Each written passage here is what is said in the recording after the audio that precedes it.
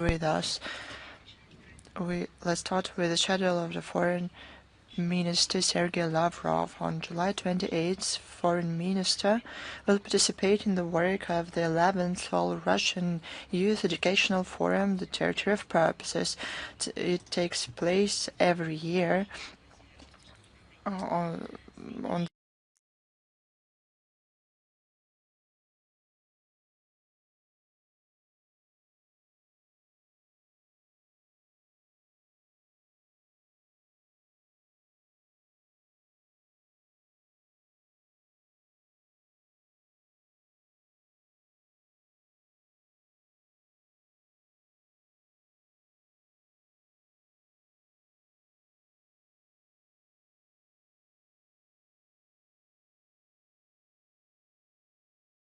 building contacts based on mutual respect, confidence and friendship.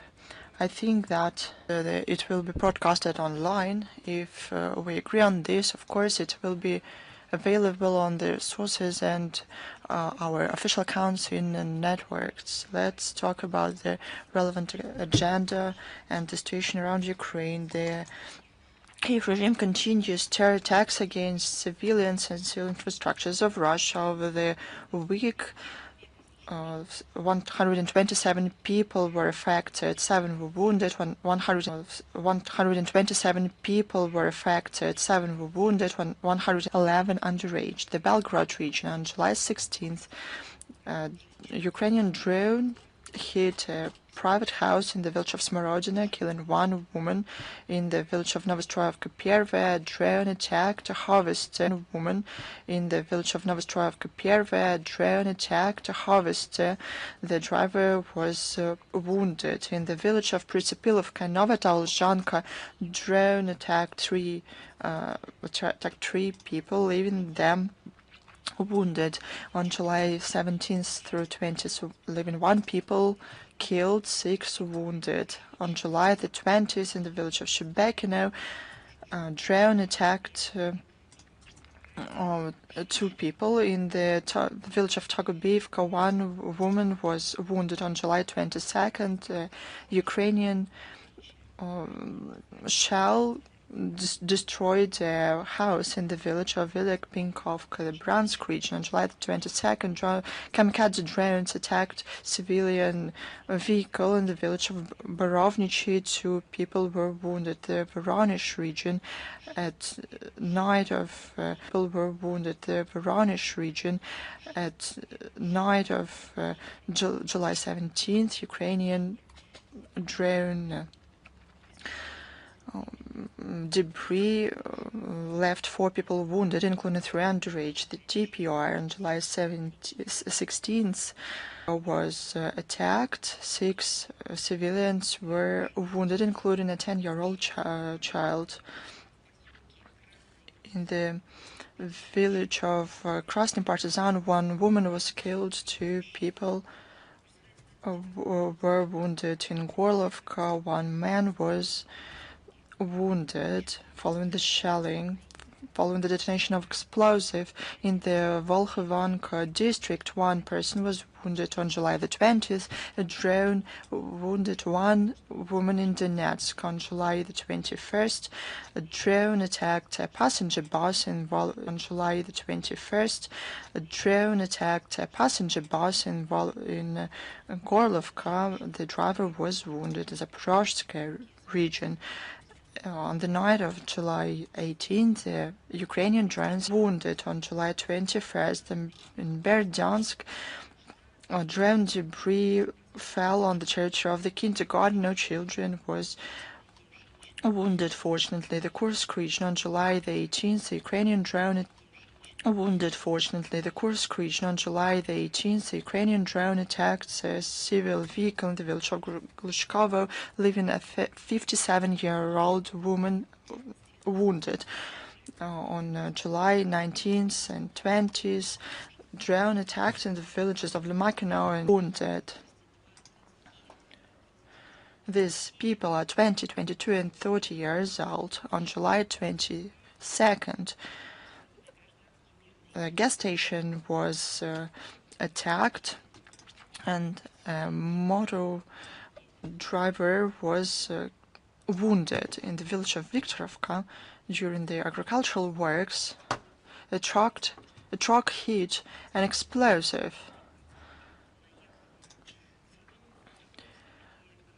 Following this, a 22-year-old driver was wounded. The Kherson region. A 22-year-old driver was wounded. The Kherson region. On July 19th, the Ukrainian army attacked with FPV drones agricultural market in the village of Veliki Kopani. 2 people were wounded. On July 22nd, in the Golopristan, killed, 3 wounded. 3 people were wounded in the villages of Gutkovka and Novaya Kakhovka. At night, we were informed that Sochi was attacked. 1 woman was killed. At least 1 more was wounded. You understand? You see, it's not attack wounded. You understand? You see, it's not attack against military equipment. This is targeted terrorist attack against civilians. They choose people who are unarmed. They go about their daily routine. They treat people, build things. School children go to school, and preschool children do their thing. They are targeted by this terrorist gang, but all of this will be punished. Russian courts continue to pronounce verdicts to Ukrainian neo-Nazis and mercenaries for crimes in the Kursk region against civilians and Russian soldiers. Long sentences in prison were given to Ukrainian militants. Alexei Yashenko, Viktor Zelenko, Alexander Mikharovich, Nikolai Melnik, and Sergei Tkachenko were given 16 years in prison each. Nazary Kis, Sergei Andreev, Vladimir Pikhotsky, Bogdan Nikitchenko, Anton Gudimov, Nazar Vavlichenko, Mikhail Belov, and Pavel Karakulin were given 15 years in prison each. Vavlichenko, Mikhail Belov, and Pavel Karakulin were given 15 years in prison each. Given to mercenaries from New Zealand, Jacob Patrick Lynch, Georgia, Georgi Balamiza, and Spain, Fernandez Picasso, 13 and 6.5 years in prison de absentia, respectively, were given to American mercenaries Jennifer Ann Mully and Georgia, respectively, were given to American mercenaries Jennifer Ann Mully and Georgia. On July the 21st, with the co-presidency of Great Britain and Germany, the 29th session of the Ramstein format took place. It was attended by the NATO General Secretary Mark Rutte and Commander-in-Chief of the United Forces of the Alliance in Europe, Alexis Grinkevich, as well as a high EU representative for foreign affairs and by the Pentagon head. According to experts, this shows that Washington is serious about shifting the burden of the military support to Ukraine on Europe, including at the expense of large-scale procurements of American armaments for Ukraine. The tone was set by the procurements of American armaments for Ukraine. The tone was set by the British Defense Minister. He boasted with statistics saying that London artillery shells worth 150 million pounds, but he did not say that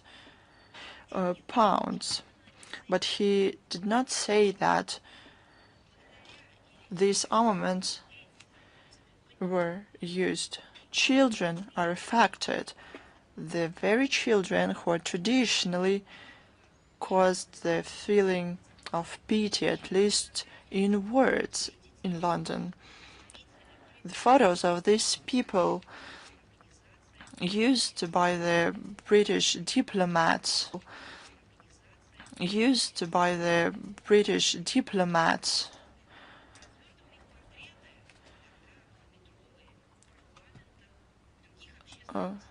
to promote human rights for the sake of these very children. But human rights is not there right now. They don't have photos of children right now. They don't have photos of children from kindergarten or teenagers who were killed from the... Don't have photos of those who were maimed among civilians, women and the elderly who were affected and wounded by the armament supplied by the Westerners. This topic is not in the narrative of the Western in the Western narrative. They're done with it. A minister promised to increase the number of drone supplies to 100,000 items. Yet again, these drones are used to kill civilians.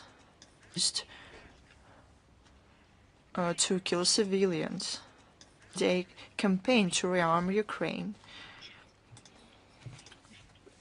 to support Washington. German defense minister tried to keep up. He reported that they agreed with the US to give Ukraine almost 5 Patriot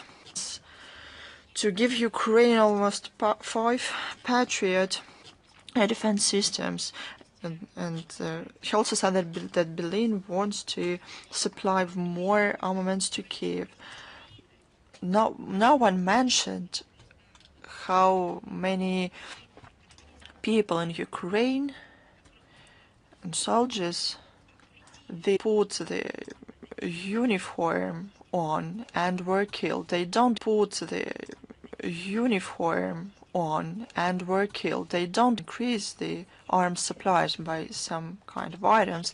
They should mention that they will increase the number of Ukrainians killed, because one thing led to another.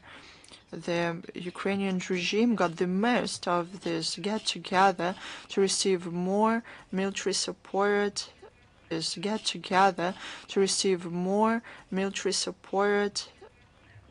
And money to the means of the Ukrainian army. For the former defense ministry and now the president of the Council of National Security, the country received record high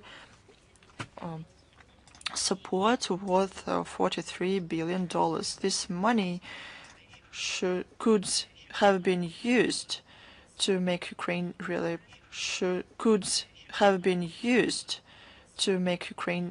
establish scientific towns, to turn all of it into a technological park, to open up world renowned resorts. For a number of reasons, including corruption, this country has not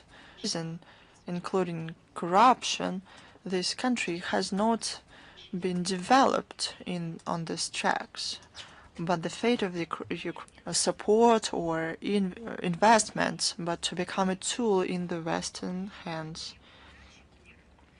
According to Umerov, this helped the Kiev regime to meet some 40% of the needs of the far front,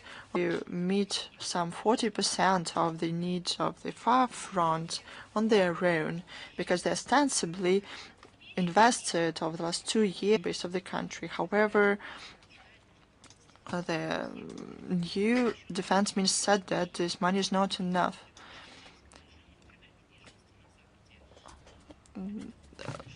The top officials in Ukraine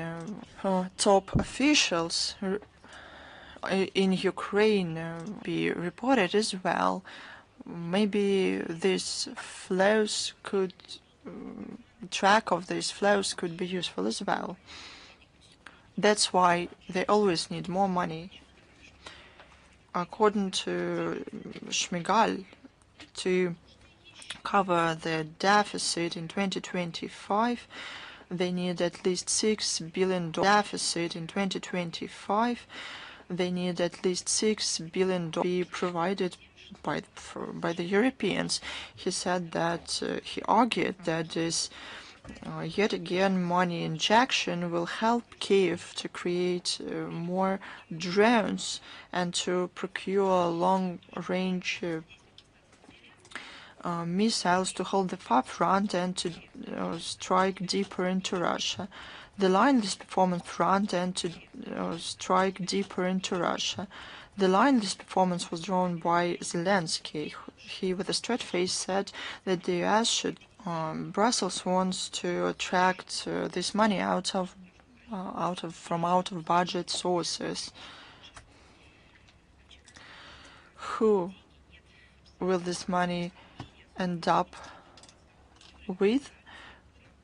Causes no doubt, especially given the new law adopted by the Verkhovna Rada on the elimination of the independence of the National Anti-Corruption Bureau and the Specialized Anti-Corruption Prosecutor's Office. It was adopted on July 22nd. Now about the mobilization and desertion in Ukraine.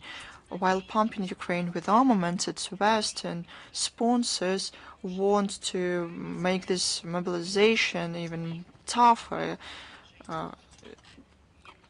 They want to inflict a strategic defeat not only on Russia, but they conduct genocide of the Ukrainian people through the hands of the person who became the president of the country.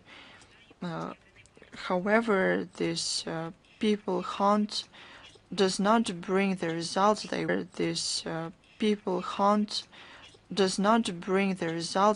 losses on the far front exceed the number of records. Amid this, the desertion is growing. According to the statistics, since the beginning of 2025, the number of people who went to war exceeded 110,000 people. Overall, from February 2022, more than 230,000 people deserted. Experts say that this number can be even higher.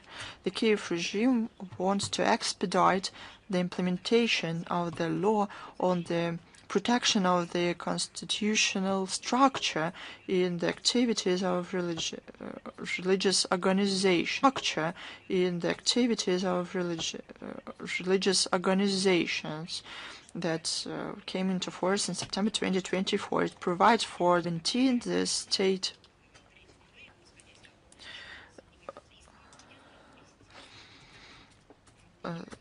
the state service on ethnic policy and the freedom of conscience of Ukraine, sent an order to the Ukrainian Orthodox Church,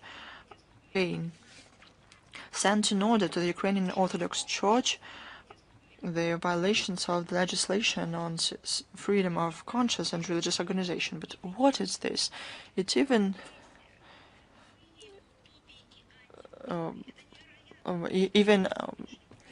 anti-utopias pale in comparison with this.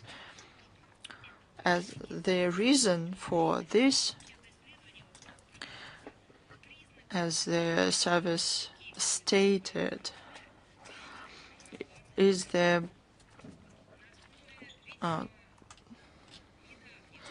pseudo-research conducted by the service on the signs of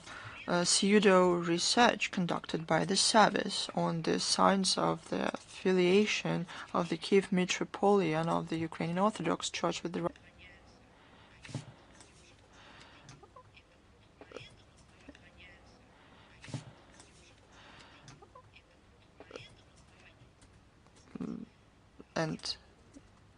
these conclusions were based on the fact that people in this church saints and have the same prayers. Do they have to eliminate this?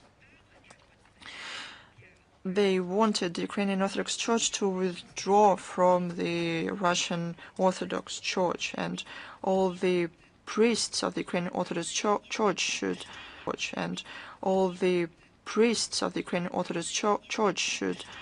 withdraw from all the bodies of the Russian Orthodox Church, declare invalid the decisions of the Russian Orthodox Church diocese.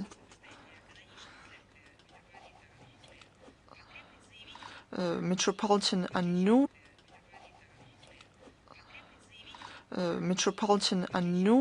Anuphrius had to state that he withdrew from the Russian Orthodox Church. It's classic. This is Nazism and Fascism. The willingness and the inclination to, with force,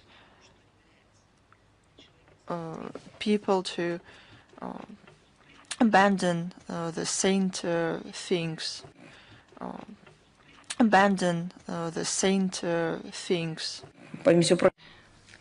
It's a direct link with those times.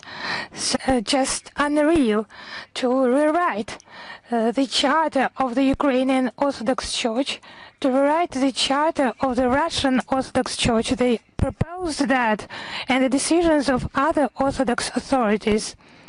So they perfectly understand that in this Ukraine government. So they perfectly understand that in this Ukraine government service for the freedom of conscience.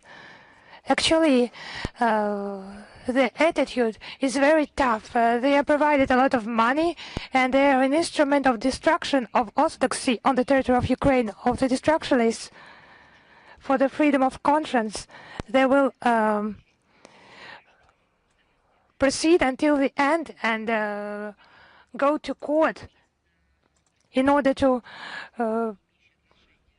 provide to those schismatics who have no attitude to canonical orthodoxy this Church of Ukraine. And the service has already provided the lists of organizations connected with the Kiev metropoly. It includes the sites of Ukrainian Orthodox Church. With the Kiev metropoly, it includes the sites of Ukrainian Orthodox Church. They are all ordered to divide themselves from the Orthodox Church, otherwise they will be banned. So it's not a freedom of conscience, it's a freedom from conscience. Actually, the Zelensky regime, it has worked hard to defeat the orthodoxy, the canonical orthodoxy that has thousands of years. The canonical orthodoxy that has thousands of years. A lover, maybe he can also destroy physically, destroy the church where believers have prayed, but to possess the souls of believers, it's impossible. He will not succeed in that exactly. He will not succeed in that exactly. In parallel with that, the Verkhovna Rada adopted in the first reading the bill on the fundamentals of the state policy on national memory, which extends the scope of the notorious laws on decommunization and decolonization, as they call that, of all sites dedicated to the history of the Great Patriotic War. Its desecration of the monuments to many Soviet citizens who have sacrificed their lives actually to get rid of this brown plague.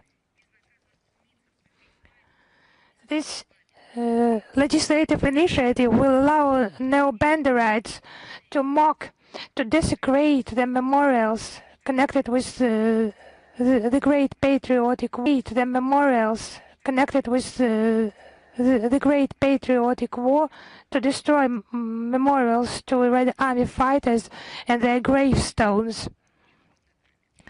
Now they will have the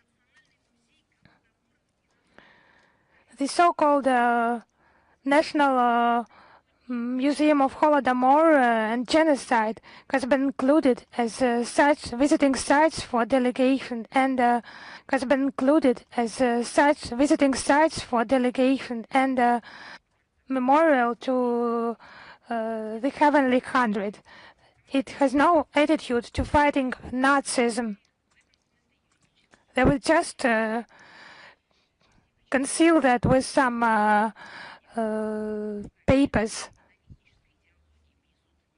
And this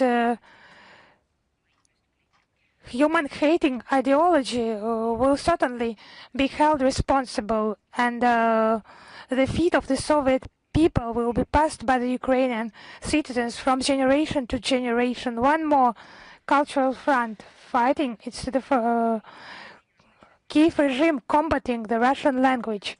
They have appointed a new ombudsman. Actually, it's they called it language ombudsman to protect the language.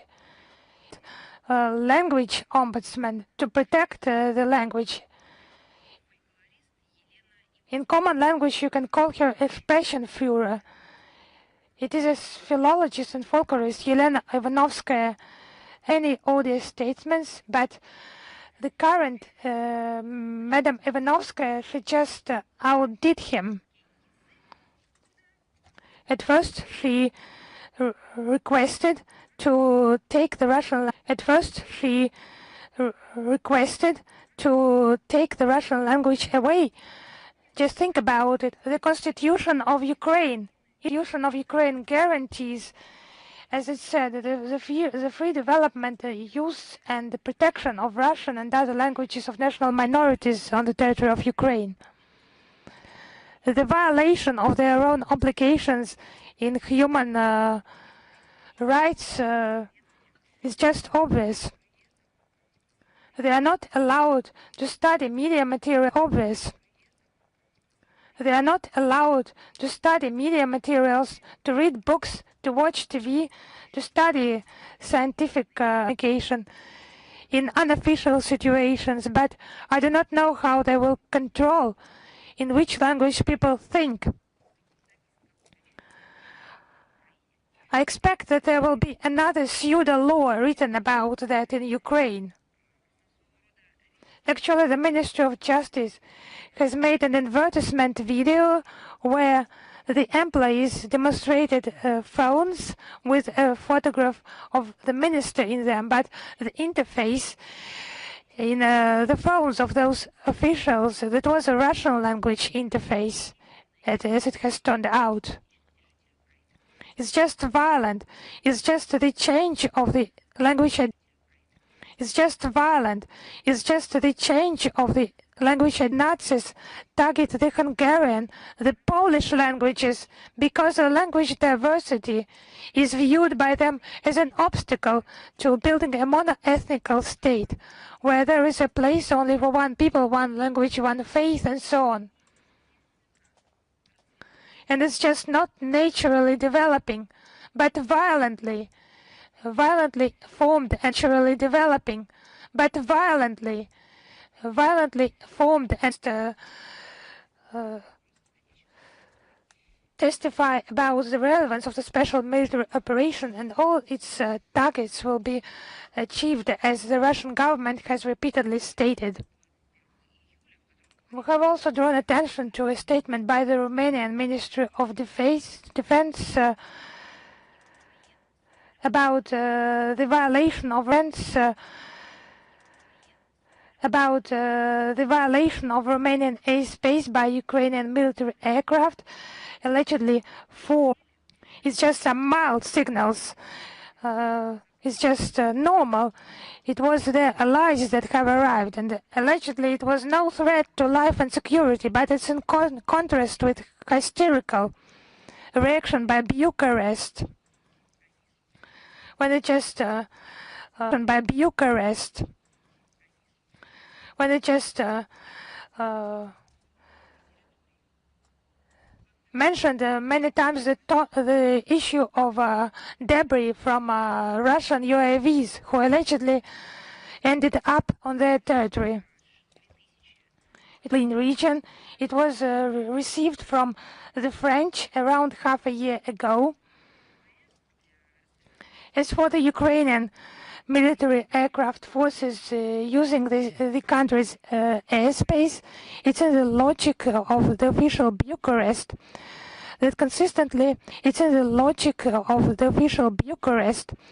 that consistently, without taking into account its own interests and the support for Zelensky gang, it's a step to catastrophic degradation of the European security. The Romanian authorities do not think about the risks.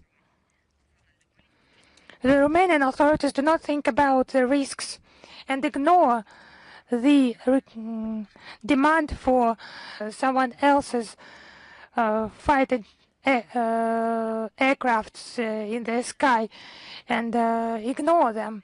Think that it is better. About the presentation of another book by Maxim Grigoriev about the crimes by Kiev regime in the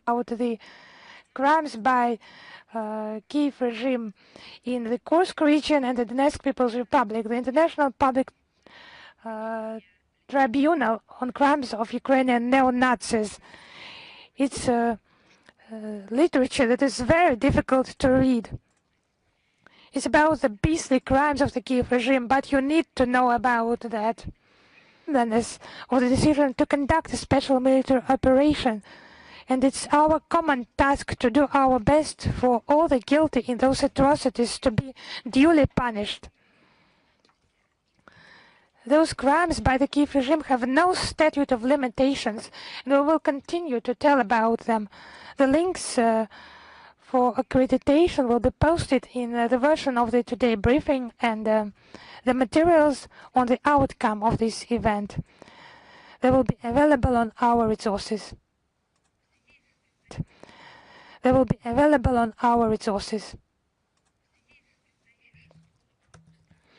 In connection with the Kursk region that started on the 6th of August last year, there is a photo exhibition, Kursk Character Afterward, posted on the website of the Russian Foreign Ministry. It has been prepared by Sergei Vinavsky and Rodion Miroshnik.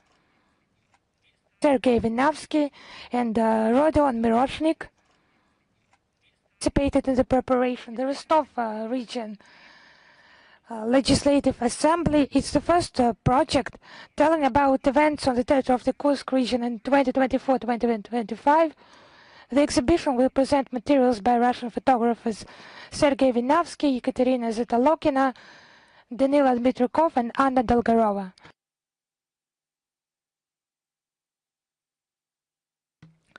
What is this exhibition about? You can start. What is this exhibition about? You can start daily routine of people who had to put up with life during the invasion of the Kiev regime. It's just very difficult to observe footage about the life of the residents of Kursk, Sucha, and other settlements. I will not name them now. I will not describe that because you can see it by yourself, as I have already mentioned. Now about the situation in Moldova. The parliamentary elections are due on the 28th of September. The official Chisinau due on the 28th of September. The official Chisinau's support for democracy, but actually it continues to tighten the screws on opposition political forces. The current authorities, they have just sacrificed the well-being of their own people. On the 19th of July, the Central Electoral Commission of Moldova has denied registration. The Central Electoral Commission of Moldova has denied registration requirements of the election legislation, and they have requested the end of activities of 4 parties participating in this political bloc: Renaissance, Victory, Alternative and Salvation Force for Moldova, and Chance. It's just a copy of the Romanian scenario, when the alternative forces are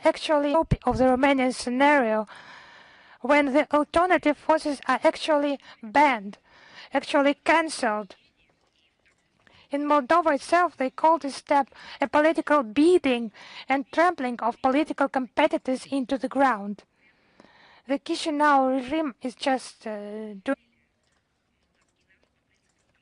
The pro-Western authorities have artificially divided the Moldovan people according to their political parties, not only in Moldova, Moldovan Commission has opened only 2 election polls in Russia, where 500,000 Moldovan citizens reside, and in North America and Western Europe it was about 200 election polls. Now the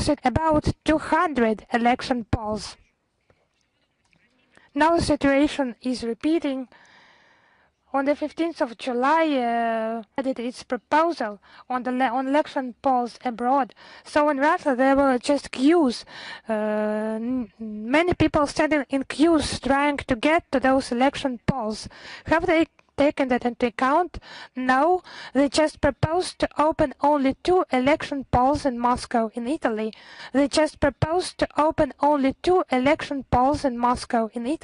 6 in France, 26, Britain and Romania, 23, respectively. So let us cite the numbers. For 250,000 Moldovan citizens in Italy, it will be 73 election polls, election stations, and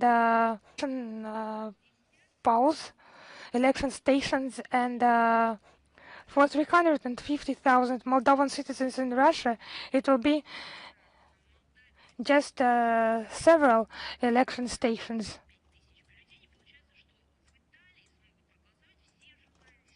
So in Italy, everyone who is willing to vote will be able to do that, and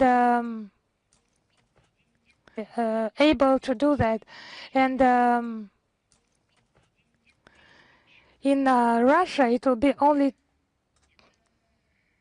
10 people from 350,000. It's just bandits. Actions of bandits that the Sandor regime is conducted into a political circus. How do you think the Western human rights structures will react?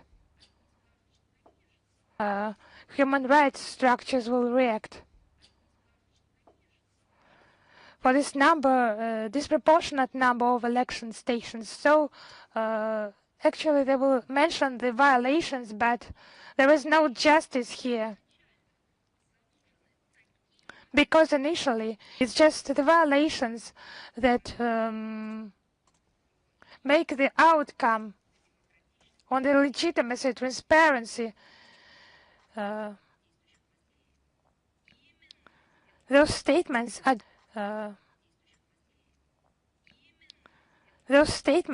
so they just support the voting of the diaspora in the West.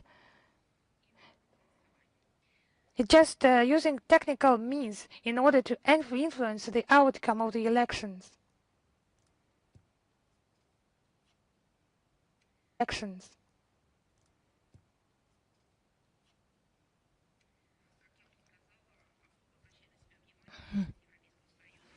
So it's just remarkable the activities of the European Union and primarily Bucharest. Romanian ambassadors just visit Moldova non-stop. Actually, Sander is a Romanian citizen who governs Moldova. The Romanian citizen who governs Moldova choice. Actually, Moldova is a European country. So what choice are you talking about? The country is on the territory of Europe. They are mentioning endlessly the Russian propaganda. What propaganda do you mean? We'll just cite numbers and facts and reply to the Russophobic statements. And Sandu has literally mobilized the Romanian voters with Romanian passports during the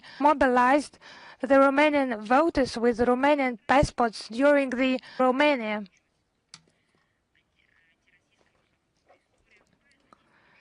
They just cite endlessly this Russophobic story, anti-Russian narratives,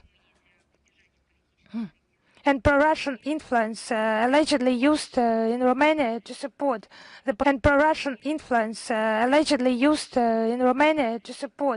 political candidates. And this against the background of those numbers I have cited, manipulation, not just a slip of the tongue. The Moldovan citizens is just the Sandu regime that considers them this way, making them to call themselves not Moldovans but Romanian, and the language has already been changed to the Romanian language.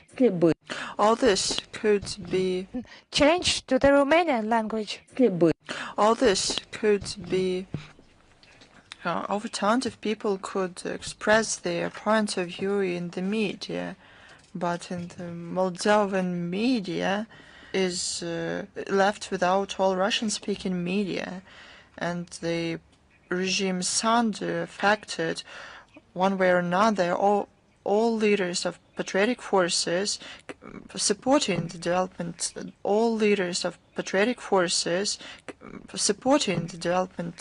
of leaders of patriotic forces make Western curators of my Sandu worry, I understand, if they don't influence the outcomes of the elections through the administrative resource, carousel voting, open manipulation. The outcomes will become a verdict to the failed policy of my son.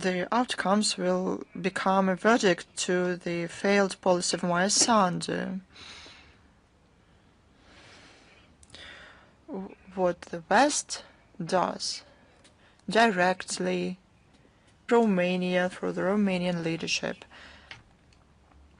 is clearly the interference into the electoral process in Moldova. This is an attempt to violate the expression of free will. Of sensible people in favor of their future, in favor of respectful ties with various countries, including Russia. Moldova has close ties with Russia. It has been for centuries, not only today. This is the way of history, and to remove these ties would mean to destroy the council of the Moldovan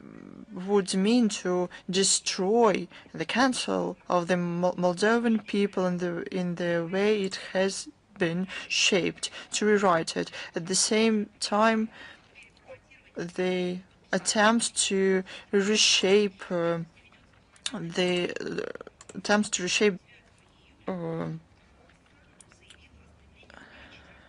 meet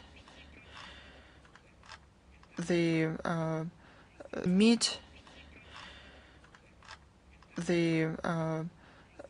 interview to an Austrian media outlet. President Sandu said that she wants to increase the military spending up to 5% of the GDP. It is clear that they wanted to please the West, but the country lacks resources for this. Even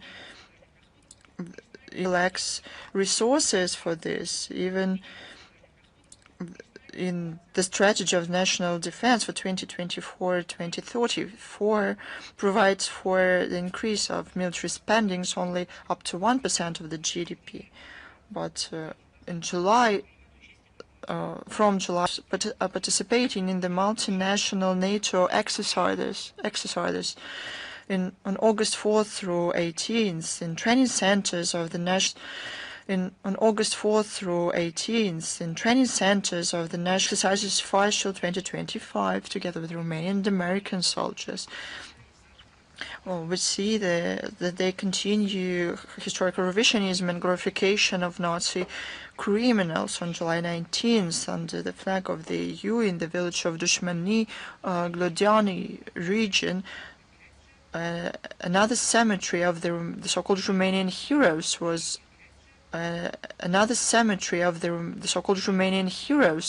opened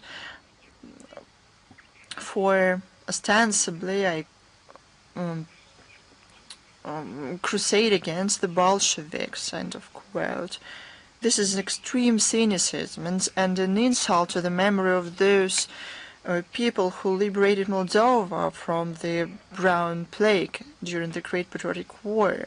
But they liberated Europe as well, but as we see now, Europe is not really grateful for that. We always talk about the outcomes of this kind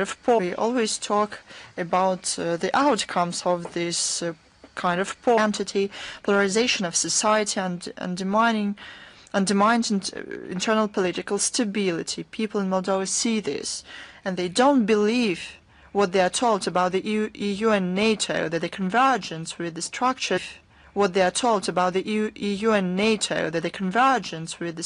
Wish them stamina to fight for the country and not give up.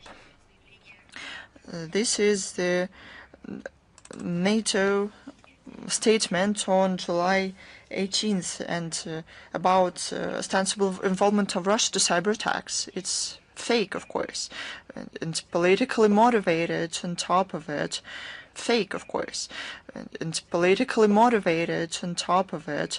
Capitals, characteristic of them, they give no proof, and you know why? Because they don't have any proof.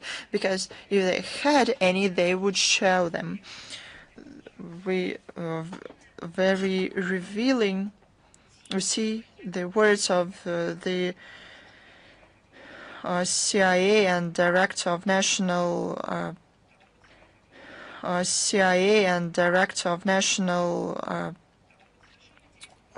reconnaissance of the US are very revealing.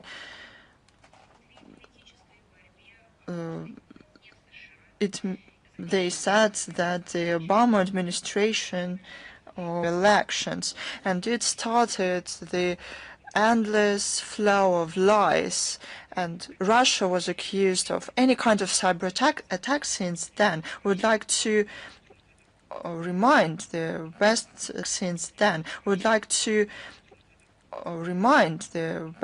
the intergovernmental roster of contact points to respond to computer incidents. This mechanism helps operative contacts between specialists of various countries to exchange the relevant information.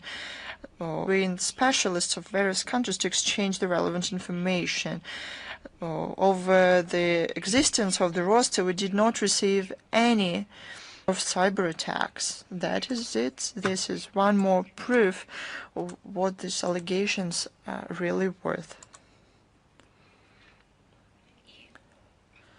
Now about sanctions.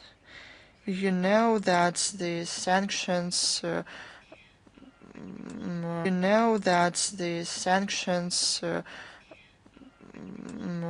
impunity continues. Europeans continue to introduce sanctions against us, and I think that they are and packages. Not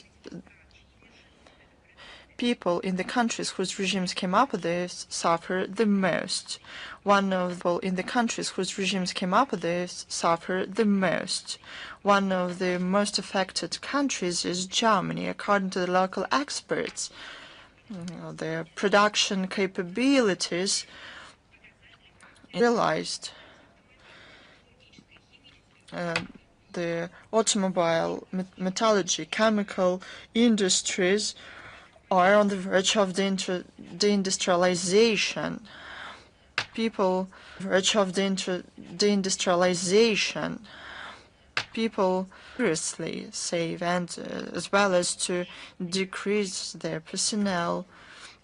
Their direct foreign investments over the last 4 years decreased by 326 billion euros.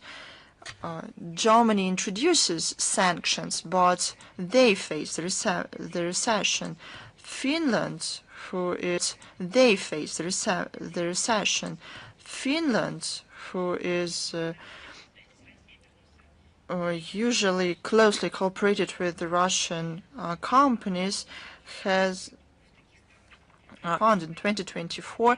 Great Britain, Japan, Canada saw the economic situation on the verge of the recession. In the EU, according to Eurostat,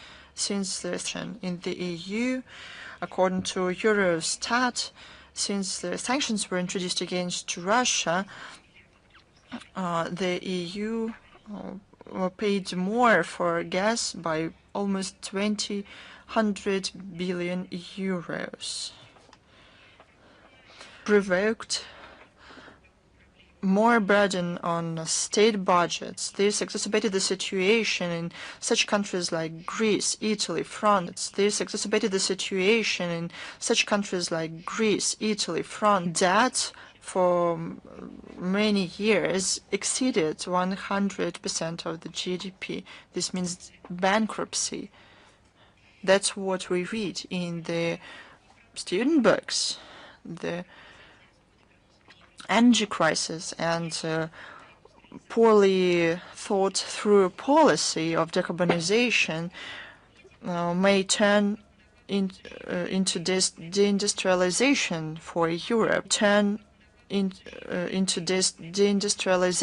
for Europe. Recognize inefficiency of the sanctions against Russia. According to former Prime Minister of Italy, Mario Draghi, with the same level of production, the EU won't be able to restore the growth. And I would like to quote the report. Europe suddenly was left without its major supplier of energy, Russia. But did it happen suddenly? Italy and the EU don't have this process at all, do they? That's my conclusion. Or we can say at all, do they? That's my conclusion. Or we can, because they are masochists. It's one or the other. All of this is only the most clear part of the price for the attempts to economically blackmail Russia, and the long-lasting consequences cannot be evaluated now. Amid this erosion economic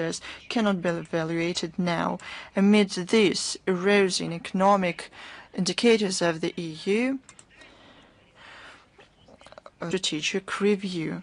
Recently, the Secretariat General for National Defense and Security prepared on the order of President Macron a new version of the National Strategic Review.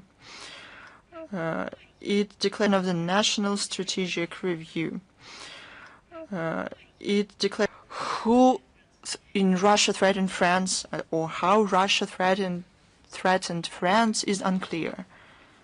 NATO is also under threat of, guess who? Of Russia. The EU is there. In their opinion, we threat France, NATO, and the EU. NATO and the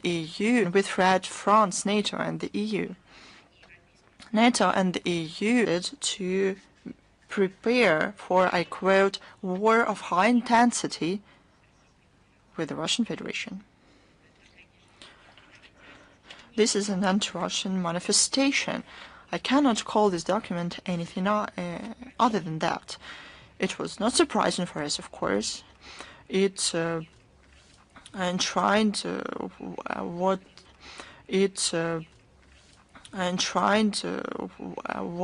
everything that recently French leadership talked about 6 months, said to various journalists during his contacts that France wishes to develop relations with Russia, that he has direct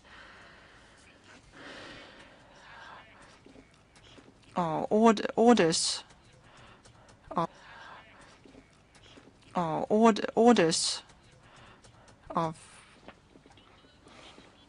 to renew the countries of either those who wrote this doctrine or the ambassador of France. The authors complain about the overall erosion of the international situation and the growing number of conflicts in the world. They came up with a cliché. The revisionist states, France in particular, especially France, is an active participant of the hegemonic neocolonial policy and military and political adventures, including NATO expansion eastward and support of the coup d'etat in Kiev in 2014. Interference into elections in various countries.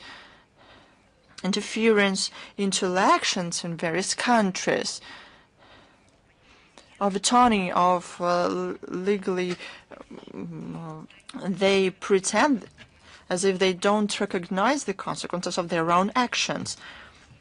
It is not surprising that the narrative of the review is the Russian threat that in an alarmist manner is mentioned literally on each page of the document. They have a set of tried and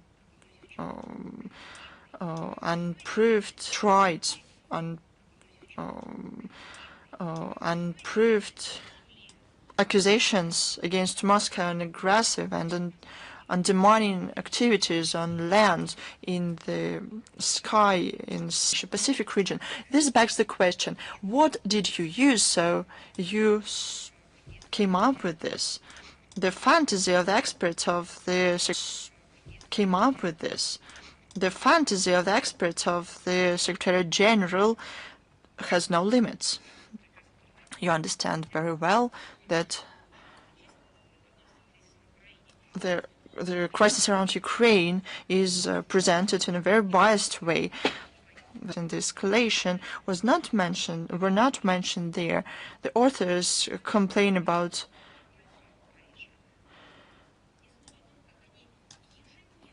the review did not mention how they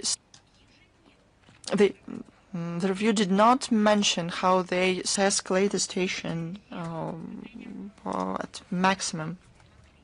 The authors complain about tougher approach of Russia towards France and our western states. They want to inflict states.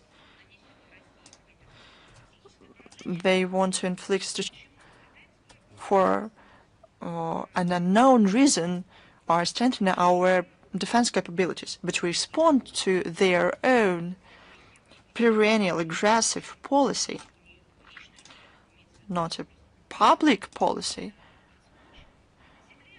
but on land against our country. Russian pseudo threat is land against our country. Russian pseudo threat is used as a reason of the increase in military spending. They want to do it at the expense of the French. Intelligence for France and its allies includes countries who did not obey their rules-based world order, the countries who develop, not degrade, but develop, who defend their sovereignty, including Iran,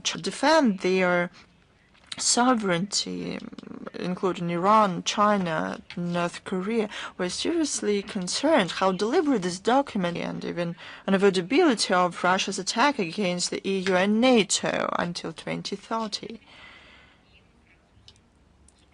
And France has to be prepared for this.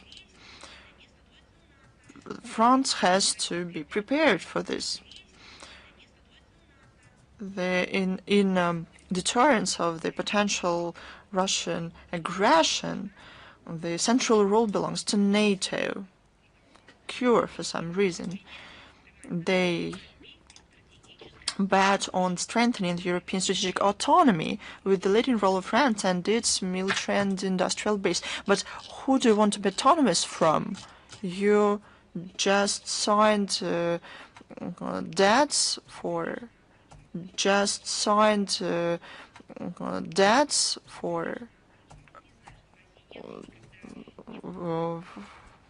to pay off to other countries. Russia has never had any plan. And why do the authors of this review call on to prepare? For this review call on to prepare. The answer is clearly the doctrinal level. They cement the policy to the comprehensive preparation to the direct armed conflict with our country. The review also pays attention to the nuclear deterrence. I would like to recommend the strategists in Paris not to forget that Russia also has its forces of nuclear deterrence, as well as to read with greater attention the updated nuclear doctrine of our country. Here's my favorite topic. Политики. It's about the policy of the United States of America on the international. The policy of the United States of America on the United States of America have taken the decision to withdraw from UNESCO. It's the second decision taken by them in recent history. It's just what we observe now. Actually, the USA has withdrawn from UNESCO already 3 times.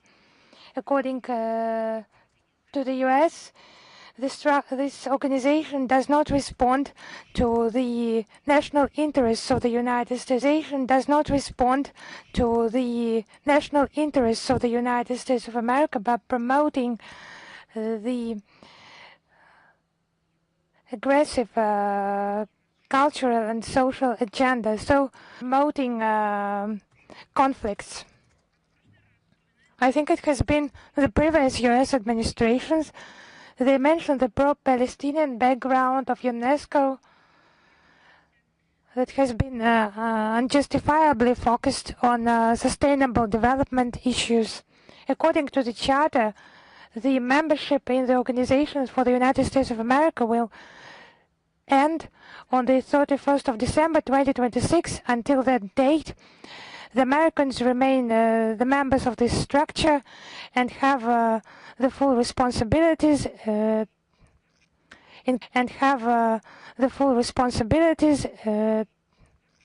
including the financial responsibilities. Now, some history.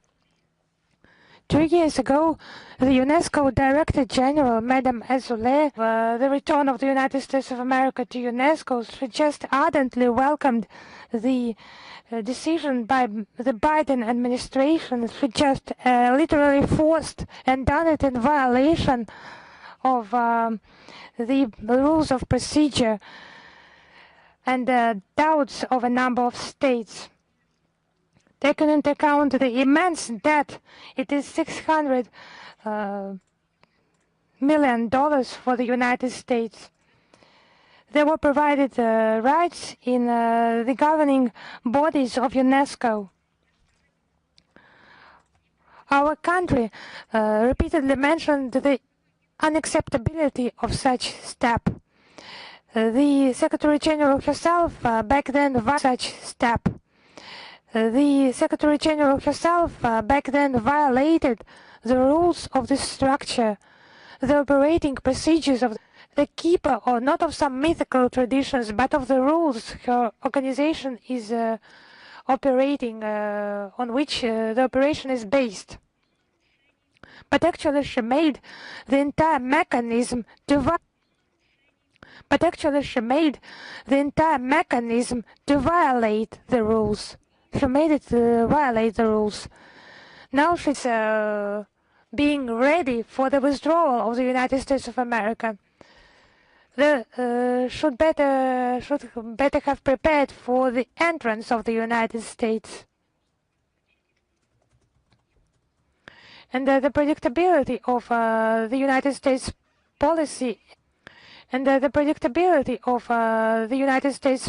policy, the only predictability is its unpredictability. And those notorious budget issues will be cut, the financing will be cut. Now, actually, it's sad news for many Western countries, and after Madame Azoulay, the new Director General will have to deal with those problems after the election this autumn. Actually, those who have withdrawn, I would like to address them. You have entered, you have pursued some policy there. Could you just pay as you withdraw? And now the response by the Austrian minister,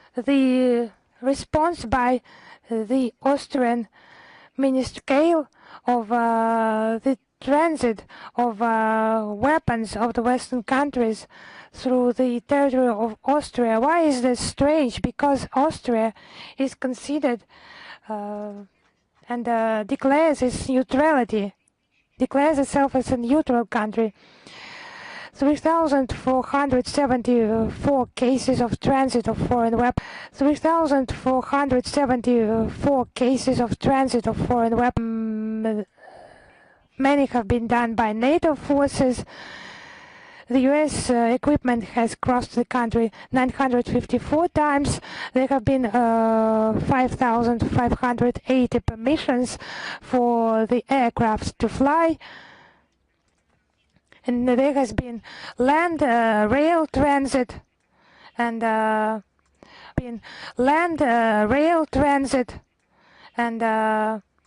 1,764 aircraft flights, military aircraft,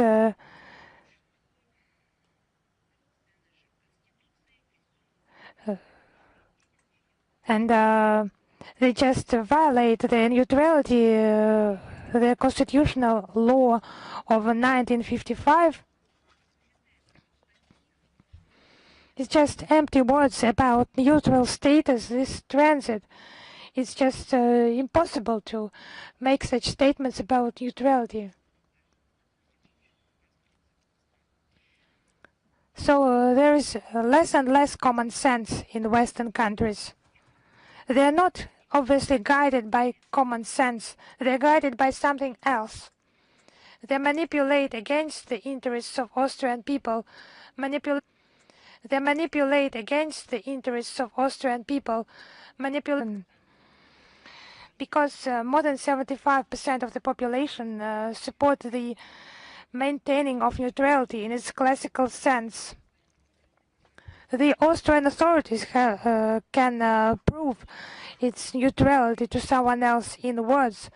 Actually, in the past, it has been international mediator in resolving global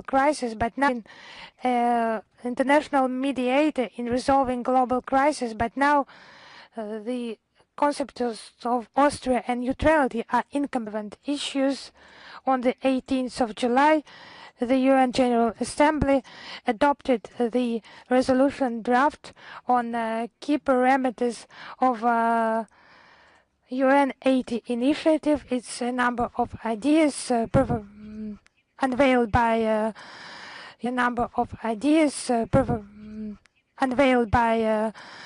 UN Secretary General Guterres in order to increase the efficiency, the lack of financing in the UN budget. It's about cutting the budget spending. This resolution has been supported in essence by all member states. All the objectives of the reforms stated by Mr.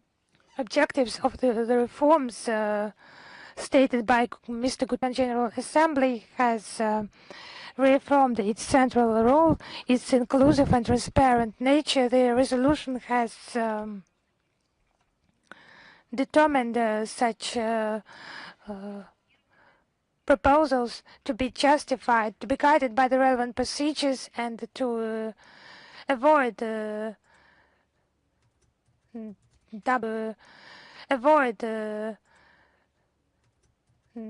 double efforts, and to comply with the mandates in proceed from the fact that the resolution sets a clear framework for an objective analysis and further proposals can be submitted by member states during the consideration of the UN 80 initiative. Now it's about equating the communist ideas by the Czech Republic.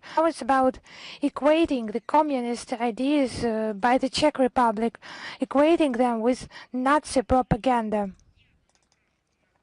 are against the human rights, and they are to be punished up to 5 years of imprisonment. The initiative has been promoted by the relevant Czech allegedly scientific institutions, including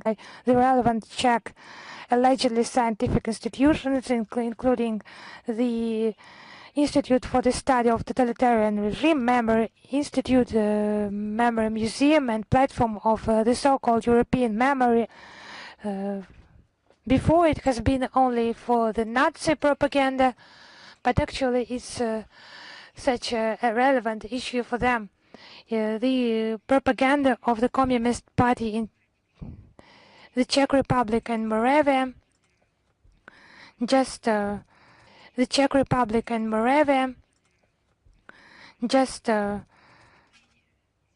such attempts to intimidate those who criticize the current regime. It's parties that have remained. It's just the current situation.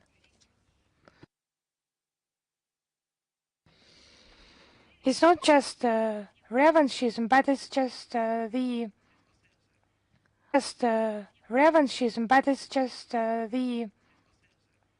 ideas of Brussels to equate them and Nazism. It's just a conscious step to erase their own history and the contribution of the soldiers of the first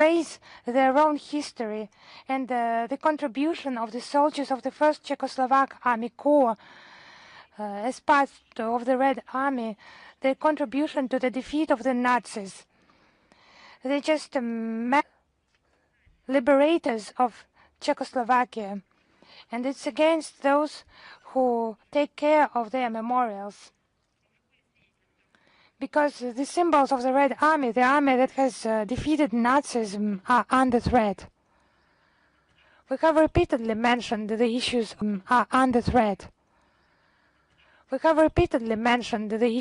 the preservation of memorials, to those measures to protect our memorial heritage. It's a very important date. It's just highly relevant today. It has been 85 years since the formation of the Estonian, Latvian, and Lithuanian Soviet Socialist republics. After the collapse of the Soviet Union, those formerly independent republics that have actually lost their independence, they just throw mud at everything connected with their Soviet past and their anti-Russian fervor. Everything connected with the Soviet past, but actually let us have a look how the situation actually looked like when they were in a showcase of socialism, and it was rightfully so. because you can see many infrastructure, energy, transport sites. They just operate even now. It has been a solid social and operate even now. It has been a solid social and qualified personnel. From where? From the entire Soviet Union. More than 20 enterprises have been made that provided tens of thousands of jobs for the Republic. It was VEF, bus factory, Radio Technica, Zinters, the Riga, largest manufacturer of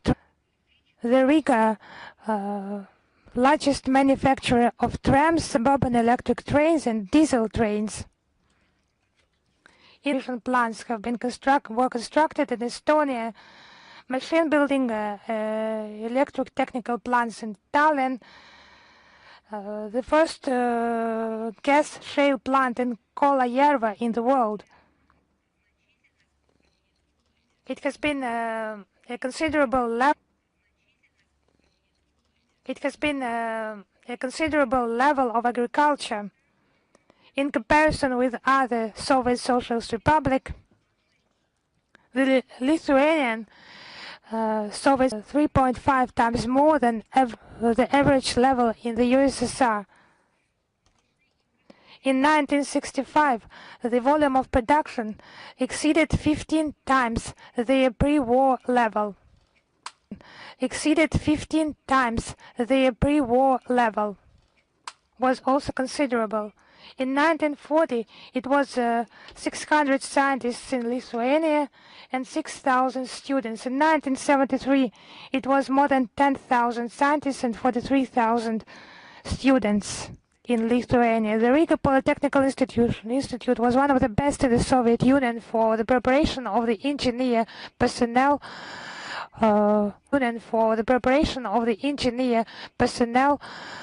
The average per capita income was 547 rubles in 1961, and the average figure exceeded 700 rubles in those republics. Many things were just created from scratch. Many things were just created from scratch. Many things have been just donated. It was many things have been just donated. It was a lot of financial input, donations.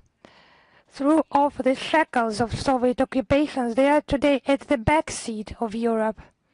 Just have a look at the statistical data of the important and the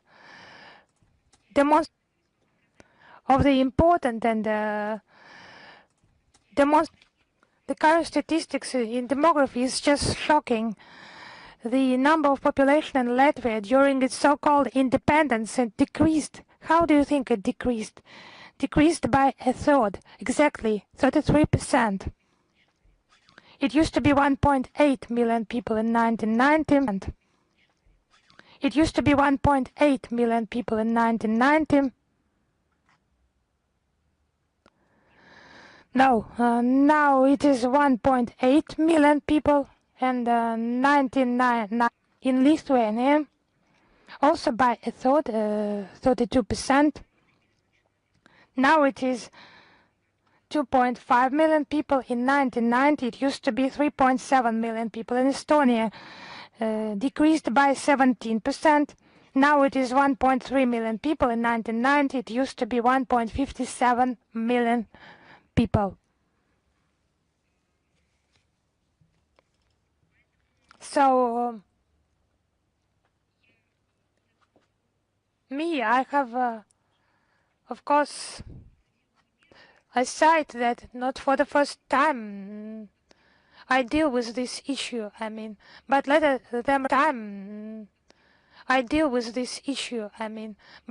them remember when the next time they will be talking about some occupation, they just flew into the abyss by gaining their independence. Now the anniversary of the baptism of Rus.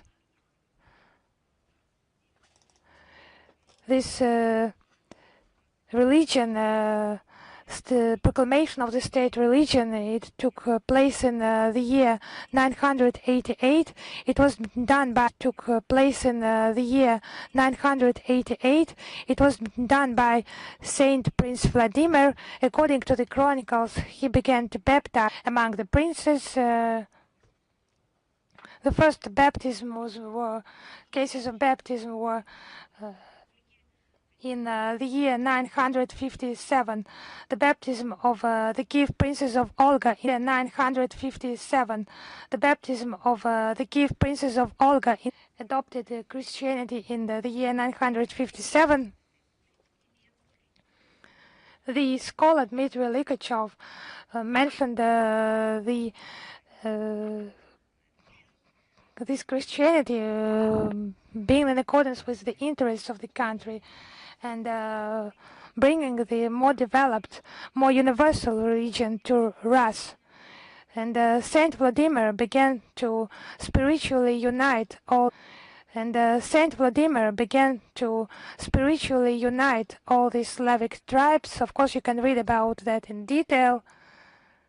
Where it has become a sacred place, where many moral values have been set, the values that have determined our life in many aspects in centuries. So the 28th of July, the day of baptism of Rus on the territory of the new Chersonesus Memorial Complex, there will be a grand opening of the Museum of Christianity. Now a very important event, given the upcoming 18th anniversary of the start of the Nuremberg process. The Russian Foreign Ministry prepared an internet project about the activities of the People's Commissariat for Foreign Affairs of the USSR during the Great Patriotic War to establish and bring military criminals to justice. This project has copies of documents of Soviet foreign political agency from the archive of foreign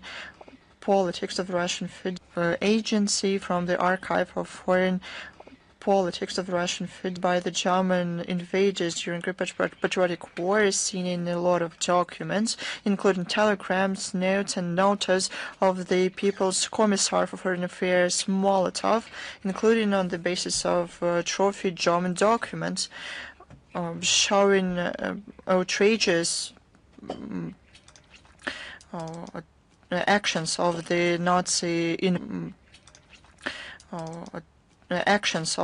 Nazi invaders on the Soviet territories occupied by them. You have to read, look at it. On 29th marks the national holiday of the Republic of Peru. Is the Day of Independence. Good relations between Russia and Peru is rooted in history.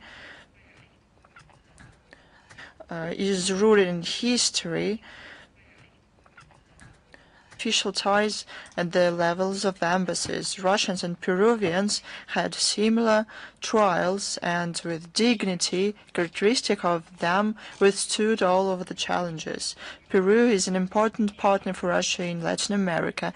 We are set for further developing all the complex of bilateral relations, including trustworthy political dialogue, mutually beneficial trade relations, including trustworthy political dialogue, mutually beneficial trade. This holiday, we would like to wish our Peruvian friends prosperity and all the good. I'm ready to take your questions. It's International Affairs with us. Good afternoon, Madam Zakharova. Good afternoon. We have the following question. What can you say about the... I'm sorry. I have a very important announcement. You like it. It's a very interesting topic. You like it. It's a very interesting topic. On June 30th this year, the UNGA adopted a resolution on hate speech. The text confirms that, I quote, hate speech, racism, racial discrimination, xenophobia, related forms of intolerance, gender discrimination, acts of extremism, forms of intolerance, gender discrimination, acts of extremism, can contribute to driving the outbreak, escalation, and recurrence of conflict, and undermine initiatives to address root causes of conflicts and prevent and resolve conflicts. This very document notes, I quote, any advocacy of national, racial, or religious hatred that constitutes incitement to discrimination, hostility, or violence should be banned. Incitement to discrimination, hostility, or violence should be banned. Registers the exponential spread and proliferation of hate speech, disinformation, and misinformation. The resolution, I quote, urges member states to refrain from creating or disseminating false or misleading information, as well as from conducting or sponsoring domestic or information operations, law. End of quote. So to say, the cherry on the cake. It's the most interesting thing. You won't believe it. The countries of the global majority, including the Russian Federation, of course, voted in favor of this resolution. How can it be otherwise? Everything is written down there. It's common. Otherwise, everything is written down there. It's common sense. But what about the Western states? And some of them refrained.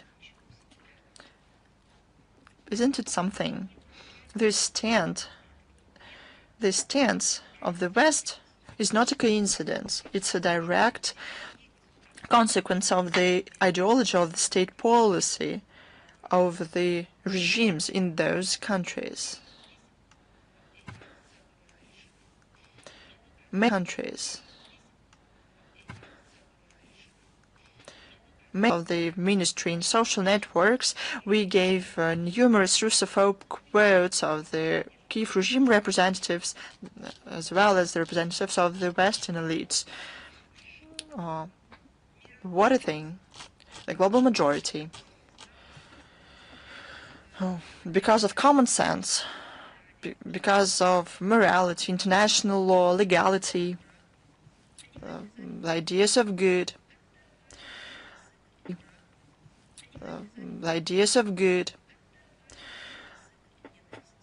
adopt resolution, this resolution in the West, to arrange these votes and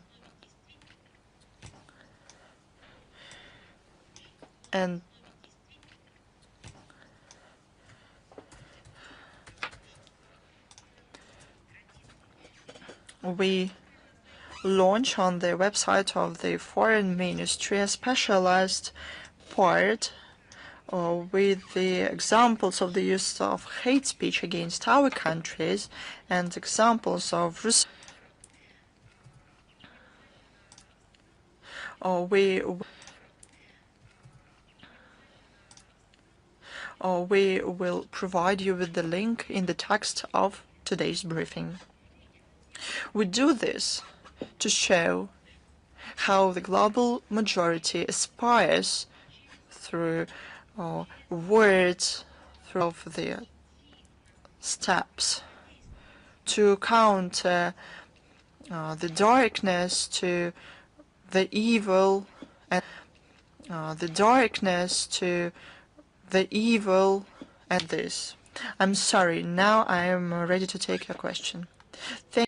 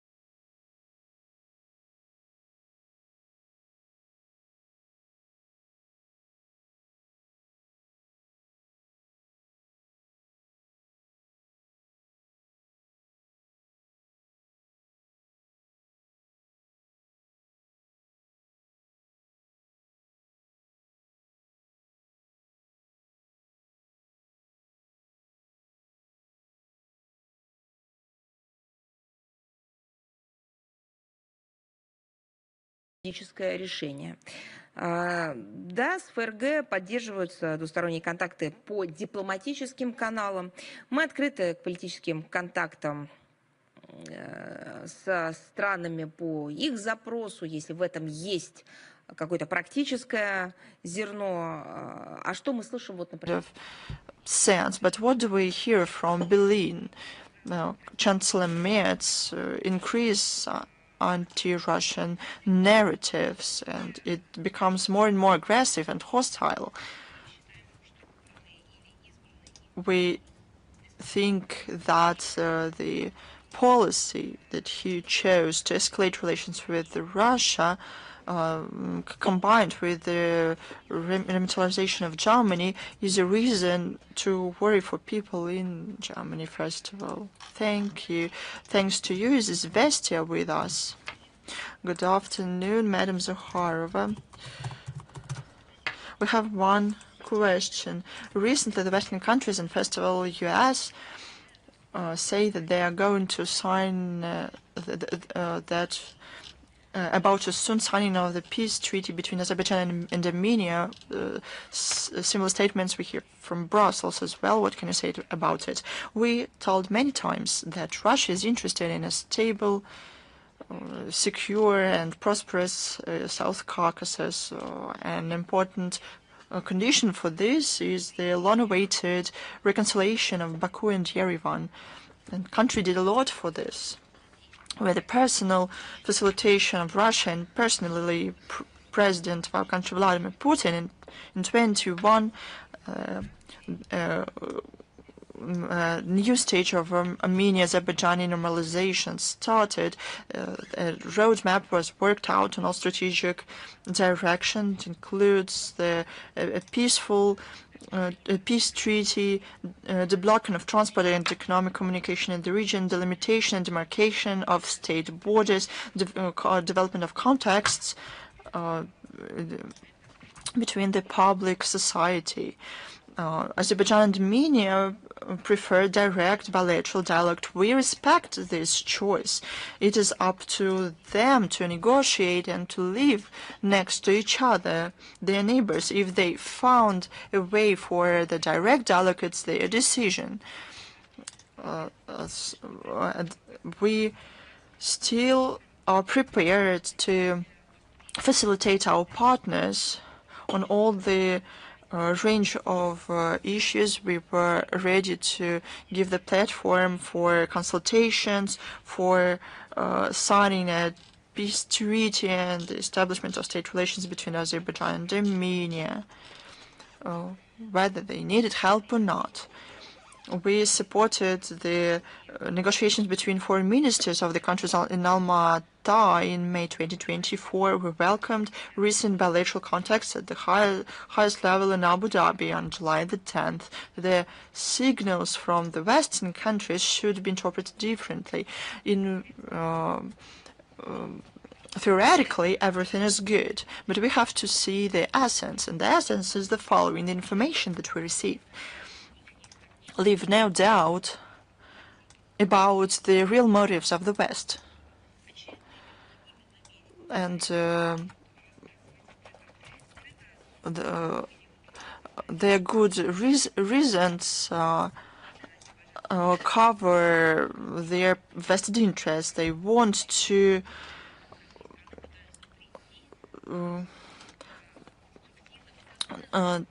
make the Armenia-Azerbaijan normalizations beside the region. These countries try to find consensus decisions on their own or with the support of their closest neighbors. The Westerners, however, want to change the track of the reconciliation of Baku and Yerevan, and we know where this way ends up in. They want to gain scores and to say about yet another success of the Western diplomacy. In reality, it will lead to debalancing of the security system in the region, undermining of the principles of the regional independence.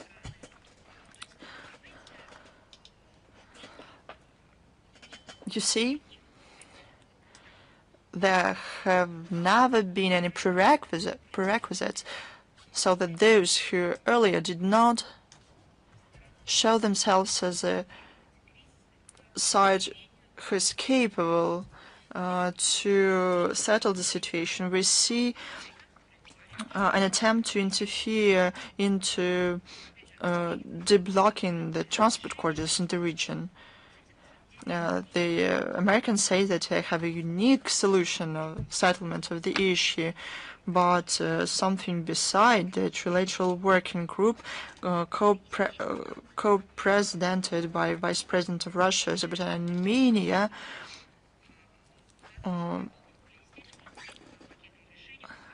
in 2023, we were close to the package solution, providing for gradual deblocking of all the roads, development of transport and logistics architecture of South Caucasus for the interests of Azerbaijan and Armenia and other countries. Unfortunately, the work in the group stalled. The transport system in the region and infrastructure in the region are in line with the norms and standards in the of the CIA states. As to Armenia, we have to mention the Eurasian Economic Union as well. The countries of the collective West do not hide that they are undermining this effort. Thank you. Thank you. Is China Media Corporation with us? Yes. Hello, Madam Zakharova. Good afternoon. And we have two questions today. First of all, yes, I understand that many things have been already said. What's your assessment of another round of negotiations between Russia and Ukraine? I think all the assessments have been provided by the head of the Russian delegation, Mr. Medinsky. We have nothing to add. If you have some specific questions, please send them to us. But the global assessments have been given, were given yesterday at the press conference. Now, the Fitch international rating agency has made a statement that political risks darken the credit prospects of the United States of America, and the Fitch agency decreased its forecast for the growth of the U.S. industry by 25% for 2025. So what's your opinion about the trade policy of the United States and it promoting the economic instability? And how could that influence the perspectives of growth domestically and at the international level? I think the forecast only confirms the concerns of economists about the risks not only for the global economy but primarily for the United States of America itself. The trade policy by Washington based on hyper protectionist rhetoric and the growing tariff barriers. You see it more and more violating the basic provisions in the freedom of trade. And that's to the detriment of supply chain and causing the growth of spending for the businesses and, of course, for the consumer in the United States of America itself. What could such policy lead further to the fragmentation of global economy? Could weaken the prospects of economic growth? Actually, now the U.S. is preserving crisis manifestations in the world instead of being a predictable player. The U.S. is a source of additional instability now in global trade. I would repeat, it's a consequence not only what you have mentioned, this review, but the assessments of many experts and specialists. Thank you. Thank you. Is RBC with us? Yes, hello, we're here, Ekaterina Postnikova, RBC. My question is about a nuclear-free zone in Southeast Asia. On the sidelines of the forum in Malaysia, it has been stated that Russia is planning to participate in the Bangkok Treaty. What would be the consequences of Russia joining this treaty, and what could be the terms of signing this protocol, and what is required for that? Actually, the quote you have provided, it does not testify to the full extent about the situation. It's ASEAN countries that participate there, and it's additional addendum to the treaty. It's about all the existing nuclear weapon-free zones. I would remind that the Bangkok Treaty was concluded with ASEAN countries in 1995. In Russia, all the domestic procedures have been finalized to join this protocol. According to the order of the President of the Russian Federation, the Russian Foreign Ministry has been ordered to requested to sign it with all the amendments and interpreting statements, but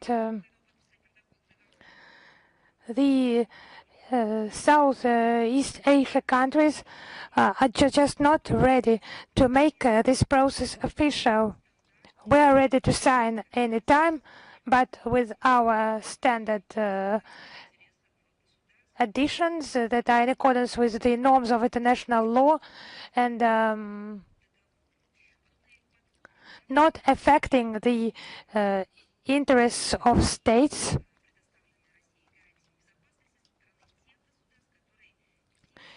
The mistreatment of the security guarantees provided of Russia is of danger by the countries creating nuclear threats to our country. We observe this treaty as an instrument for nuclear non-proliferation, strengthening regional security. You know that Russia is a signatory of protocols for the treaties on forming other existent nuclear weapon-free zones in Asia, America, and Pacific Ocean. It treats its obligations responsibly and to the full extent its obligations on these instruments. Thank you. Is Reuters with us? Yes, hello, Madam Zakharova. Today we have again a question about Iranian nuclear program. It's about the statements by the Iranian Foreign Ministry in an interview with Fox News on Monday, where he said that Iran will never abandon its uranium enrichment program. In this connection, how could this statement affect the negotiations process around Iran's nuclear dossier, nuclear issue, and the ongoing consultations between the representatives of Russia, China, and Iran foreign ministries? How could they affect the threats made by the so-called European Troika representatives? Actually, the negotiations are underway. As soon as they are finalized, we will comment on that. We will inform you. But actually, to make comments in the middle of the negotiations process is premature. We will do that after the negotiations end. Thank you. Yes, thank you. Is just let me have a look. Bold News, are you with us? Yes, hello, Madam Zakharova. Good afternoon. Thank you for this possibility to ask you a question. The Office of Citizenship and Migration Affairs of Latvia reported that 841 citizens of the Russian Federation have expired their temporary residence permits. They will have to leave Latvia by the end of November 2025. And Latvia also explained a 98-year-old Second World War veteran Vasily Moskalenov for tearing up a questionnaire, refusing to criticize the special military operation and the Russian president. What is your reaction towards such actions by Latvian Foreign Ministry? The Latvian authorities continue to methodically implement the policy of infringements of the rights of their compatriots, our compatriots, and expulsions from their country. It's a discriminatory approach towards the specific population group. The norms of migration legislation affect the holders of Russian passports. It's in violation of Latvian obligations. As for the International Convention on the Elimination of all forms of racial discrimination, an obligation to abandon all the forms of xenophobic policy, a serious concern has been voiced by the UN Human Rights Committee to as for another report by Latvia within the International Covenant on Civil and Political Rights. The conclusions of the committee, they mention other flagrant violations of human rights and the rights of national minorities in Latvia. It's actually deplorable. It's especially deplorable because it affects pensioners, elderly people. They should be definitely treated differently. Other approaches should be used here. They should be supported. I don't know, it's enshrined in the legislation of this country. Against this background, a flagrant manifestation of a neo-Nazi policy of Latvian authorities, the expulsion of a 98-year-old the great patriotic war veteran Vasily Moskalenov, who they just in the Riga managed to declare a threat to national security. It's a quote. For his refusal to sign a questionnaire slandering Russia. It's just not disgusting, it's just a deplorable act in order to intimidate the Russian-speaking population in Latvia, because representatives of this group of population, they fall victims to the political terror, this Russophobia pandemics. It's just Latvian governing bodies who have decided just to revenge and to intimidate the Second World War veterans, to revenge for our victory, great victory over Nazism and its Baltic collaborators, Baltic henchmen. We never forget our heroes. That is why the Pskov region authorities have provided the veteran with accommodation and other necessary assistance, forms of assistance. Despite all the difficulties and his age, Vasily Moskalenov steadfastly endured all the hardships and welcomed his return to Russia with the words, "Wonderful, I am in my homeland." So we welcome the return of our compatriots and those who intimidate them. Their fate is known from the history books. It's well known. However they try to destroy them, to burn them, we perfectly know that it's impossible to rewrite history. Thank you. Is Lenta.ru with us?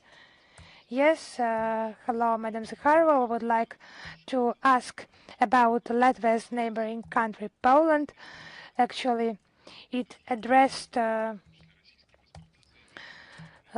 Polish citizens on the territory of Russia by recommending them to leave the territory of Russia. And what's the assessment of Russia of such unfriendly actions by Warsaw? Actually, it's quite an interesting story. Let us just study that in detail. It's cutting the decrease of the consular presence of Poland in Russia. And people who have Russian citizenship are considered only as citizens of the Russian Federation. And I would like to remind that the Russian Federation has never imposed any restrictions for Polish citizens, because we're glad that someone visits our country legally. Because last year, more than 12,000 Polish tourists visited us in 2024, and the Polish statistics show more than 40,000 trips by Russian citizens to Polish. So those citizens visited our country despite the blatant Russophobia in Poland, despite this government campaign they are trying to impose.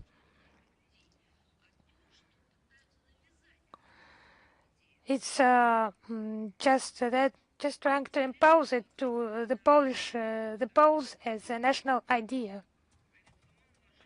And despite the termination of aviation, of railway communication, it was done by official Warsaw as well. Despite the belligerent rhetoric with regard to the Kaliningrad region, it's the only land border with Poland. Despite that, the Polish citizens visited our country. Maybe the Polish authorities are not glad, not content with what those Polish citizens observed on the territory of our country. They just do not want to show Russia to Polish citizens and to stop these media reports about Russia.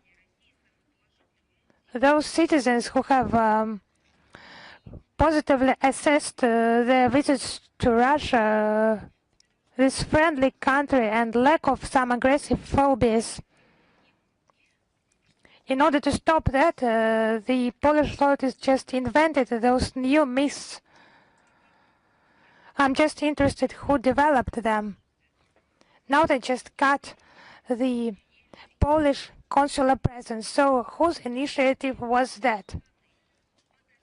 Let me remind you, it was the Polish side under a false pretext.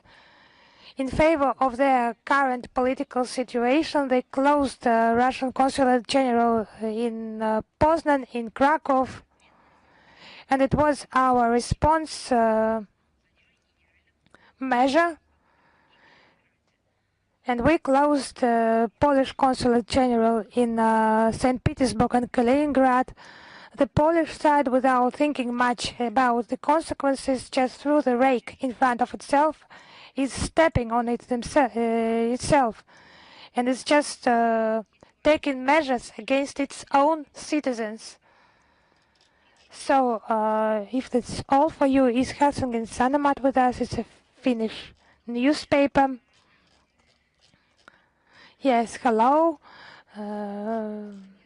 Dear Madam Zakharova, my name is Maria Zakharova. I'm a new correspondent of this Finnish media outlet. Nice to meet you. It's about the International Helsinki Plus 50 International Conference based on the conclusion of the Helsinki Final Act of 57 participating states of the Organization for Security and Cooperation in Europe have been invited, including Russia. This conference will take place on the 31st of July. Could you please confirm if the Russian side intends to send its delegation to participate in Helsinki Plus 50 conference? If yes, who specifically will participate on behalf of Russia? Thank you. You know, our assessment of the conference to be held in Helsinki from the 31st of July until the 1st of August, the Russian side has provided its assessment in a letter addressed to the OSCE chairmanship, and distributed among all the OSCE participants. It's an odious choice of reporters. It's just a negative aspect for us. So discussions, for instance, about the OSCE future. It's just discussed, survival is discussed, and not some bright planning. And it does not include any opportunities for normal interstate communications in order to make the positions closer. So such the outcome of such meeting will not be binding for the participating states. It will not provide any basis for taking any decisions, and so we do not think our country should be represented in this event at the high political level. And as the Russian position has caused reaction within the organization, we do not walk away from our principal assessment of the OSCE situation and the security situation on the continent. Of course, someone would like to hear that. Radical anti-Russian OSCE participants, in order to use that for their own purposes, we will participate in this discussion. We will present our point of view on the basic reasons of the OSCE crisis and convey our proposals to increase the efficiency of the organization, and we will provide you further information on the level of participation. Is work with us. Hello, Madam Zakharova. Hello. I have two questions today. The first one, I would like you to comment on the anti-Russian statement of the Azerbaijani president at the Shusha Forum. In particular, the call on to the Ukraine not to agree to recognition of the Donetsk, Lugansk, Zaporozhye, and Kherson regions as Russian entities. He was also given by a Ukrainian journalist chevrons of Ukrainian divisions. Does this reflect the declaration of Baku to have partnership relations with Russia? Whoever said this, in terms of issues of principle for us, we responded by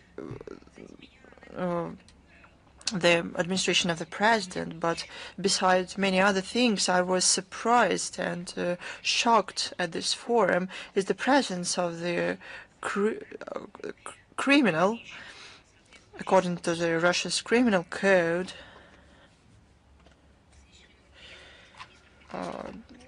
He is cited in the list of extremists, and Dmitry Gordon, who presents himself as a Ukrainian journalist. I'll tell you why. You asked about something different and about level of the issue, but I think it is interesting.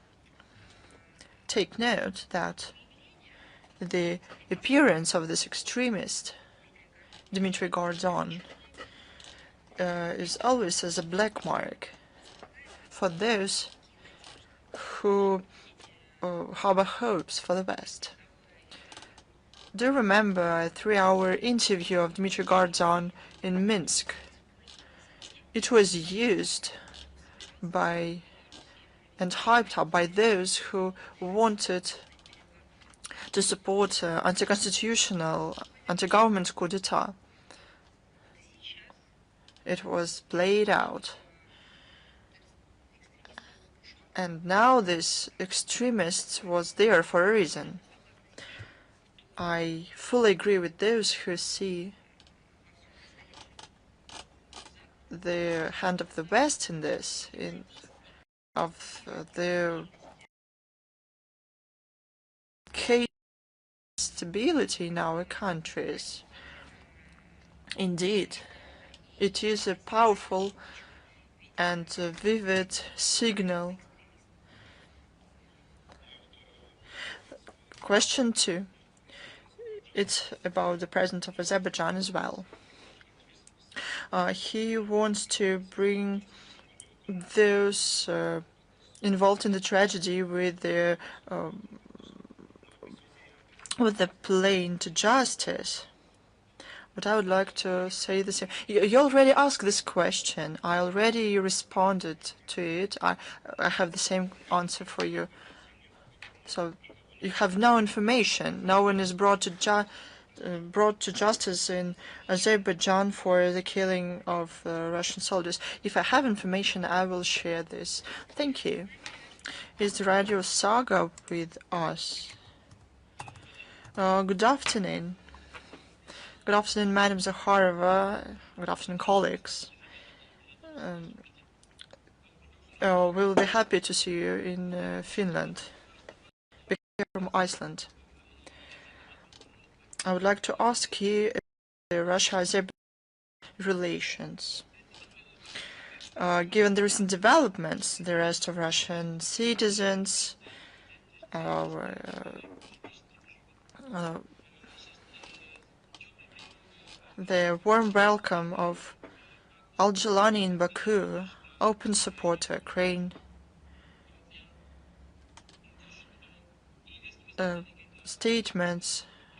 strong statements of President Aliyev and the media under his control against Moscow. What do you think about it? Will you review relations with Azerbaijan? You know, to continue my answer to your colleague, the administration of the president gave commentary on this. Our relations are undergo a very difficult period. We expect the normalization as soon as possible. The first step is the release of the Russian citizens who are still kept by the Azerbaijani forces. The Russian ambassador in Azerbaijan was called to the ministry. The ambassador of Azerbaijan was called to our ministry, and he was given a note demanding release Russian citizens. As far as we're concerned, there's no reasons, there's no ground for such actions of the Azerbaijani law enforcers. I hope that I answered your question. Can I specify one thing? Well, can this be seen? And why Azerbaijan? Please, I already commented on this. If you would like to understand the grounds for these detentions, ask the Azerbaijani side. I think that they will tell you. Thank you for your answer. Thanks to you. Is news.ru with us? Good afternoon. The news.ru website. We have one question for you today. A number of international experts say that the negotiation in Istanbul was the last chance for Kiev to retain the statehood. What do you think about it? You know,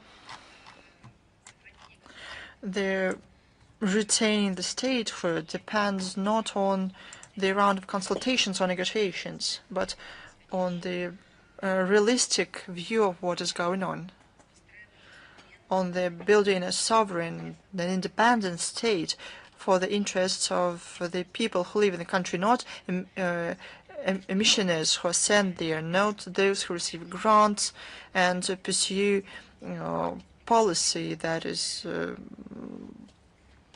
not characteristic for the people, but for those who create culture, who do heroic acts for the sake of their motherland.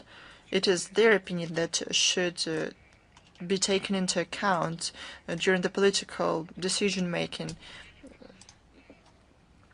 That's how this situation, as you said, the loss of statehood can be settled. That's how they should start. That is the starting point, and this is also the root cause. People should be able to speak their national language, to develop their culture, regardless of difference of approaches. Speak freely. They should implement and realize their right for religion. They shouldn't be afraid to be taken away from their homes, from churches. That's the starting point, and not some magic wand that will help settle these issues. Indeed, 3 rounds of these negotiations that have taken place were marked, despite various noises and from the presidential office, they were marked by real actions. The exchange of POWs, of bodies of soldiers, the large-scale issues of statehood must be settled with the account of root causes of what happened in Ukraine, and with the understanding that we have to universally revise of the development, the consequences that led to the situation. The idea that someone abroad will help them, will give them more armaments, and they will prevail, it is futile. Thank you. Thanks to you. Is the newsletter of Caucasus with us. Good afternoon, Madam Zakharova. I have one question.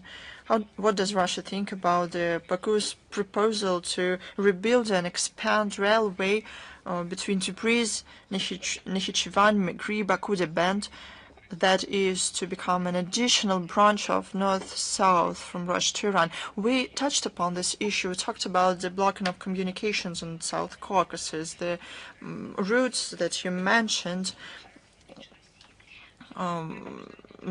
Concerns Iran, Armenia, Azerbaijan, and Russia. As to the international transport corridor north-south, on December 21st, 2024, transport ministers of Russia and Azerbaijan signed an intergovernmental agreement on cooperation to develop transit freight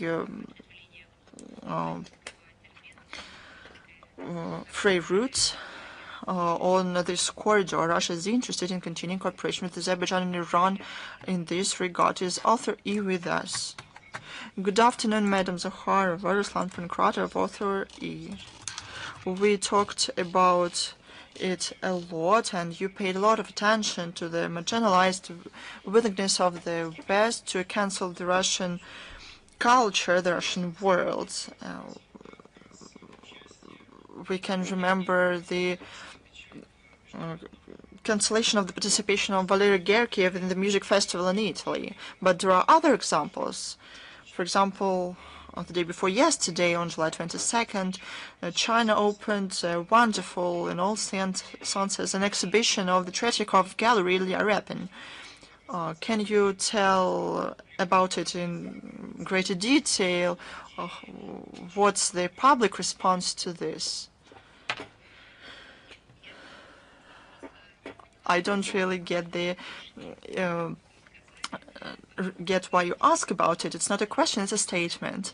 Indeed, on July 22nd, Beijing saw the opening of a large-scale exhibition, the National Museum of China, organized by the State Tretyakov Gallery. It is dedicated to the heritage of Ilya Repin, one of the greatest Russian painters of the second half of the 19th century. The exhibition has 90 works, 45